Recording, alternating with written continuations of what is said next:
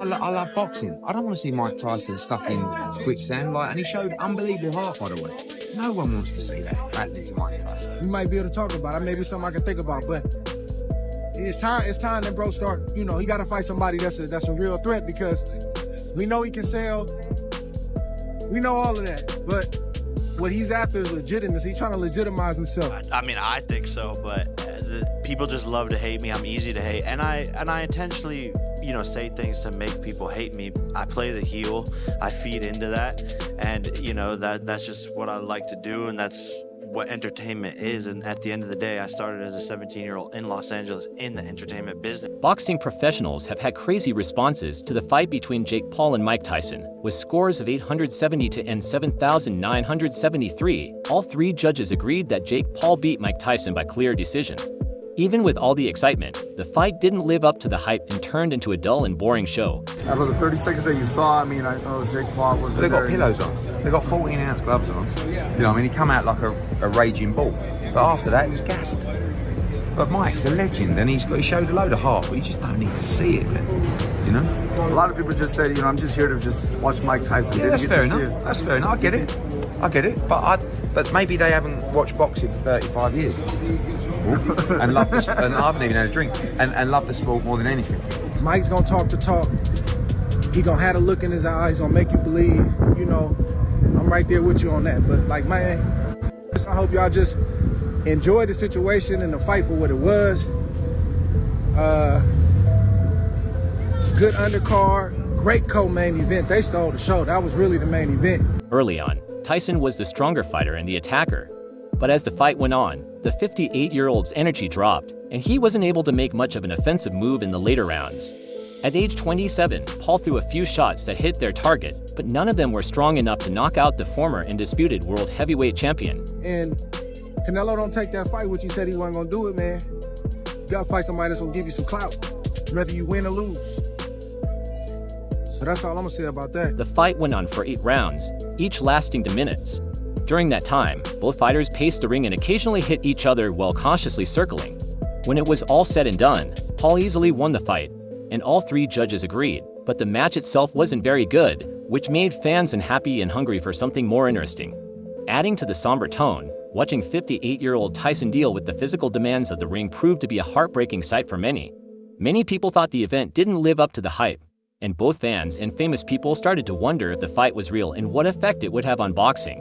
Reactions flooded social media as the world grappled with the reality of watching a 58-year-old Tyson return to the ring against the YouTube sensation-turned-boxer Jake Paul. Irvin Magic Johnson encapsulated the feelings of many with his heartfelt reaction. Expressing sorrow at seeing Tyson in such a diminished state, Johnson has been a big fan of Tyson's career, and he was clearly upset when he tweeted that he had to stop watching the fight because it hurt too much.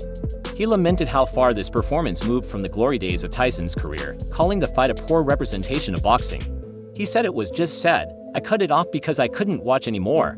It's sad to see Mike Tyson like this because I went to every Tyson fight. This fight tonight was not great for boxing. Stephen A. Smith, a respected sports commentator, echoed Johnson's sentiment but shifted part of the attention to Jake Paul. While he expressed thankfulness that Tyson didn't get seriously hurt, Smith highlighted the stark reality of age catching up to the famous boxer. He also pointed out that Jake Paul now needs to step up and face a genuine boxing contender, is emphasizing that Paul's pattern of fighting non-boxing athletes and influencers must end if he wants to earn real respect in the sport. For Smith, Paul's skills are obvious, but his choice of opponents raises serious questions about his ambitions and authenticity as a boxer. He said, "Love, Mike Tyson always will, but 58 is 58 plus the legs just weren't there. Old is old. Thank God he didn't get knocked out. Now it's time for Jake Paul to get in the ring with a top 10 fighter, or hell, a winner. No more baseball players, strikers from MMA or old men. It's time for Jake to get into a real fight. He's capable enough to make it happen." Fans and celebrities vented their frustrations through social media, with NFL star J.J. Watt admitting he regretted staying up to watch the fight. Watt's tweet summed up the feelings of countless fans who felt let down by the overhyped event. J. Watt tweeted on X saying, "Mad at myself for staying awake for that, I know better." Professional boxer Ryan Garcia was even more blunt, calling the fight pointless and expressing disappointment that such a mismatch had been staged in the first place. He tweeted on X, saying there was no point to that fight. These reactions underscored the growing fatigue among audiences who expect more substance from high-profile boxing events. The reactions weren't all somber. Some chose to use humor and sarcasm to convey their displeasure. Sports journalist Dan W. mocked the booing at the AT&T Stadium, jokingly suggesting it was unrelated to the fight itself. Dan W. tweeted, "I can't believe people are booing at the AT&T Stadium, and Mike McCarthy has nothing to do with it." Brian Pfizer took a jab at the venue, suggesting the fight was only the second most disappointing thing to happen there that season, he said. Paul was only the second most disappointing thing to take place at Jerry World this fall. Van Leen Jr., however, was direct in his assessment, calling the fight an embarrassing disaster and voicing regret that he felt compelled to watch it despite his misgivings. Lon Jr. tweeted on X, saying an embarrassing failure of a boring snooze fest. "I'm so disappointed that I couldn't watch sincerely amid the backlash. There was an overwhelming sense of worrying for Tyson's well-being and AC." Kevin I admitted to getting goosebumps watching Tyson's entrance but was uncomfortable viewing the aging legend take punches. "I thought this would be Tyson's final foray into the ring," reflecting a broader sentiment that the fight was unnecessary and possibly harmful. He said, "I got chills seeing Tyson walk out, to be honest, but I hated to see him getting punched. Mike didn't need that. I hope he's done for good." Chris Manx and Jeff Goodman both reiterated this view, with Goodman bluntly stating that what fans saw in the ring wasn't the Tyson they knew and revered. Goodman tweeted on X, saying that was an iron. Mike Tyson. Chris Manx tweeted, "That was exactly how I thought that fight would play out. You were deluded if you thought anything else." The backlash also stretched to the organizers and promoters of the event. Many fans and commentators felt that staging this fight was more about exploiting Tyson's name than giving an important sporting event. Mike Francesa didn't mince words, demanding an apology from those who organized the fight, calling it garbage and accusing them of tarnishing the sport. He said anybody who had anything to do with that Tyson-Paul debacle owes the people an apology. What junk? Even casual fans like Ty Hill voiced their regret humorously, stating that Tyson had forced them to reactivate their Netflix subscriptions for nothing. He said, "Mike, maybe get my Netflix account back for nothing." While Tyson's performance drew much of the blame, Paul didn't escape unhurt. Many observers, including Stephen A. Smith, claimed that Paul now has a responsibility to prove himself against credible opponents. Smith urged Paul to move past novelty matchups and step into the ring with ranked fighters, or champions, reflecting the growing desire for Paul to validate his boxing career with real competition. The fight highlighted the fine line Paul must walk between being an entertainer and a real athlete. Dave Dufer tweeted on X saying both of these guys look 60. The Tyson-Paul fight has reignited debates about the direction of boxing and its balance between spectacle and sport. While some enjoyed the entertainment value of such events, the overwhelming response suggests that fans are getting weary of matches that prioritize novelty over authentic Tyson's participation, though a nostalgic draw raised difficult questions about whether boxing should allow legends to step back into the ring under such circumstances. Clarence Hill Jr. wrote on X saying Mike Tyson looks like pop for EAL. Paul now has 7 knockouts and an 11-1 career record with 1 no contest. Tyson's career record is at 57. All 3 judges ruled strongly in Paul's favor, with 2 giving him a flawless 80-70 to victory, while the third gave Tyson a single-round score of 7,973.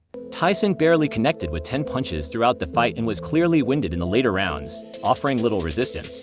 By the time the scorecards were read, there was no question about the result. I've been in this sport for 4.5 years and have been so active, doing every event, taking any fight possible. So if people want to see more, or this challenge, or fight this person, whatever it is, my response to them is just give them a couple more months, because I'm going to accomplish more things in just a matter of months, and I plan on doing everything in this sport that there is to be done. But just to be clear, right, he's fought UFC champions, he's fought boxing legends, and he's fought boxers that someone with his experience should fight, and he's knocked them out in the first round, right? He did that twice in a row before Mike Perry. Like, he was fighting in front of 4,000 people last December in Orlando, knocking the dude out in the first round, but doing what traditional boxers do. The duo fought over 8 in 1 2-minute rounds. Donning 14 gloves instead of the normal 10, Paul entered the arena first, arriving in style aboard a customized car with his brother Logan by his side. In stark contrast, Tyson followed, striding to the ring solo with a signature intimidating demeanor Paul faced.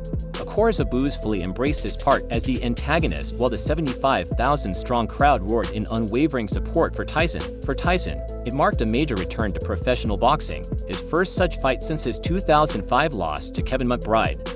It was also his first appearance in the ring since his 2020 exhibition fight with Roy Jones Jr. even before the first punch was thrown. The event made history by shattering records with over $17.8 million in gate income. It earned the title of the highest-grossing boxing event in U.S. history outside of Las Vegas. Fight week started off slowly, with Tyson looking strong yet sluggish during Tuesday's open workout. By Wednesday's press conference, he was noticeably reserved, off giving little in terms of commentary, but the event burst into life when Tyson slapped Paul at Thursday's final face-off. After weighing in, he declared talking's over, while Paul declared he must die. When they stepped into the ring, Tyson wasted no time charging forward with the purpose to dominate Paul. However, Paul remained elusive, keeping his distance with smooth footwork while consistently countering with his jab and trying to assert control.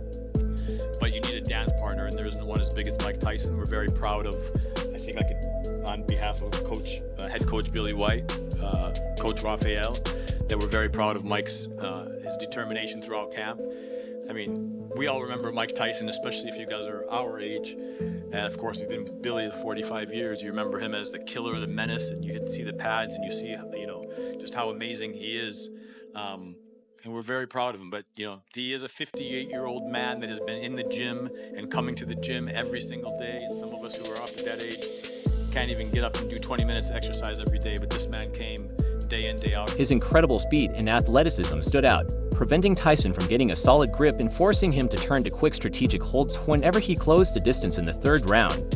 Paul increased the speed, landing several sharp combinations that left Tyson momentarily wobbly. Although Tyson recovered his footing and the action slowed in the fourth, Paul dominated the contest by the midway point in the second half of the fight. Paul looked to show a hint of sympathy as the intensity waned and Tyson's offense dwindled.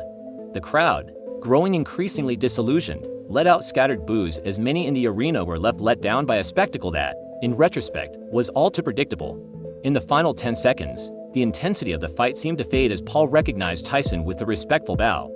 Tyson in turn extended his hand in a show of sportsmanship when the scores were tallied. Paul emerged as the obvious winner. Many of you who were cheering for Mike Tyson to deliver a knockout blow to Jake Paul during Friday night's boxing match, one of the more bizarre drama-free spectacles of this strange decade, likely had one of two goals. The first is, and this is quite reasonable, that you think Paul is annoying and that you wanted to watch Tyson hurt the YouTuber. Another part of you, much like myself, constantly longs to experience the feeling of the late 1980s when Tyson was truly untouchable, the undisputed king of the ring. But let's face it, that's an impossible dream. If you can remember exactly where you were when Tyson obliterated Michael Spinks in just 91 seconds, then chances are you woke up today with a sore back or aching knees and a little voice reminding you to book that colonoscopy. You should check out the Dan Wilkins piece for more. Tonight, Mike Tyson broke the records. Mike Tyson made history again. 58 years old, he made history again. Just before we walked out, he whispered in my ear and he said, "I love making history." That's what he's built on. So, yeah, we're a little bit disappointed we didn't get the W. We're a little bit disappointed he didn't knock Jake out. I think everybody of our generation is a little bit disappointed that he didn't stop the YouTube kid. But across the world, we're very proud of Mike, and I know everybody across the globe. He got a phone call from a good friend of his and supporter, His Excellence Turki Ali Sheikh, just before just when he got into the locker room before he went out, and His Excellence wished him the best and told him how proud of him he was, and gave him a big pep talk also. So he's got love and support everybody all across the world. Mike Tyson struggled to rise from his corner, sluggish in the middle of the ring, and able to close the distance on Jake Paul. Yet many observers couldn't help but recognize a familiar habit of the former heavyweight champion. He was once again biting down on his glove, although this might be a tactic Tyson uses to keep his mouthpiece in place. His post-match response to Ariel Helwani's question is even more entertaining. "I have a biting fixation naturally."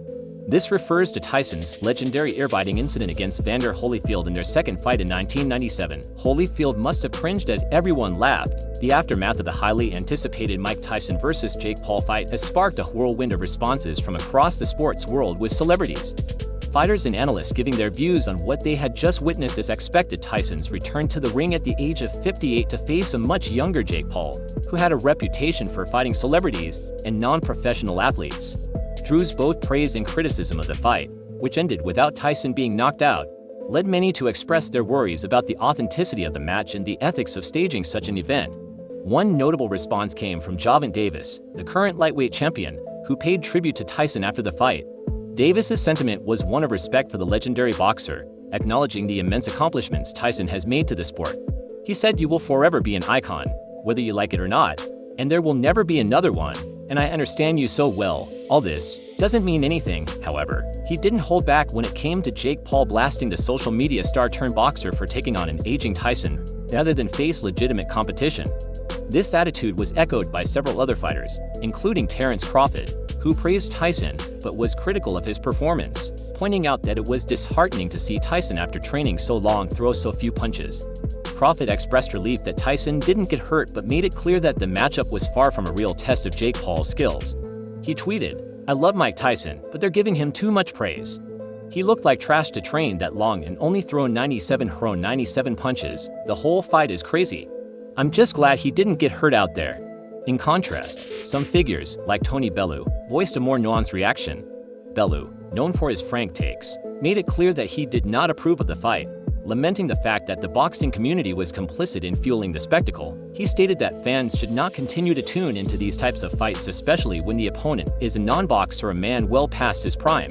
He said, "We are all to blame for this man. We are all talking and watching. We have to stop this fool. Don't tune into him until he fights someone who is fit, healthy, and not a grandfather." Any proper boxing people helping Paul need to look at themselves. FFS. This is just sad. However, Bellew did praise Jake Paul for showing some restraint during the fight, as he chose not to go for a knockout, thereby allowing Tyson to survive the bout. He said, "I don't like this stupid idiot kid, but I will say this, he stopped beating on Mike there and showed him some respect and dignity by letting him survive. He didn't go for the KO there, he stepped off him and let him be Mike. We all adore you, King. You're a superhero to all of us from the proper fight business." This rare moment of respect for Tyson came as Bellew acknowledged Tyson's legacy and noted that many in the sport view him as a superhero, but Bellew confronted Logan Paul, saying, "Why be so disrespectful, Logan Paul? I'd kill you. Do these idiots understand what the real Mike Tyson would do to them? He'd beat them so bad they would beg for him to stop saying you kill a grandfather. Isn't it tough? Mike stays safe." The criticism of the fight was also fueled by comments from public figures outside the boxing world. Piers Morgan, for instance, took to Twitter to express admiration for Tyson's courage, stating that a prime Mike Tyson would have easily defeated Jake Paul in under 90 seconds. He highlighted Tyson's heart and will, praising his determination despite his age and physical limitations. He tweeted, "Mike Tyson would have destroyed Jake Paul in 90 seconds. A 58-year-old Tyson won 8 rounds against a much fitter and very capable boxer half his age. Mock him all you like, but Mike's got the heart of a lion, balls of steel, and will always be an absolute legend." Similarly, other sports commentators were sympathetic towards Tyson, but recognized that age had taken its toll. They said Tyson's legs weren't there, and the fight wasn't on par with his prime competition. They also urged Jake Paul to step up and challenge more credible opponents, saying it was time for Paul to fight a top 10 contender or even a champion. The financial aspects of the event also caught attention, as the fighters were reportedly set to walk away with substantial earnings. According to reports, Jake Paul earned $40 million for the fight, while Mike Tyson was slated to receive $20 million. This revelation further fueled criticism of the event, with many seeing it as a spectacle driven more by money than by sporting merit. Dave Portnoy, the founder of Barstool Sports, took to Twitter to express his disdain for the event, calling it one of the best cons of the century. He tweeted, "Credit to Jake Paul plus Mike Tyson for pulling off one of the biggest cons of the century. I should have put 10 million on Jake. Not because he's good, but because he fought a senior citizen. I would say everybody involved should be ashamed, but I'd take the money too if I could." Toy acknowledged the financial success of the event but also pointed out the ethical concerns surrounding it, suggesting that both Tyson and Paul should be ashamed of participating in such a farce. Other personalities like Robert Griffin III and Dana White also weighed in, with Griffin criticizing Jake Paul for taking on a fighter nearing 60, while White emphasized that while Paul is talented, he has yet to face a true test in the ring. So when you see some of these crossover fights, obviously I know that you and Jake Paul have had your disagreements. Do you think that Jake's gotten better as a boxer? Yeah, there's no doubt about it.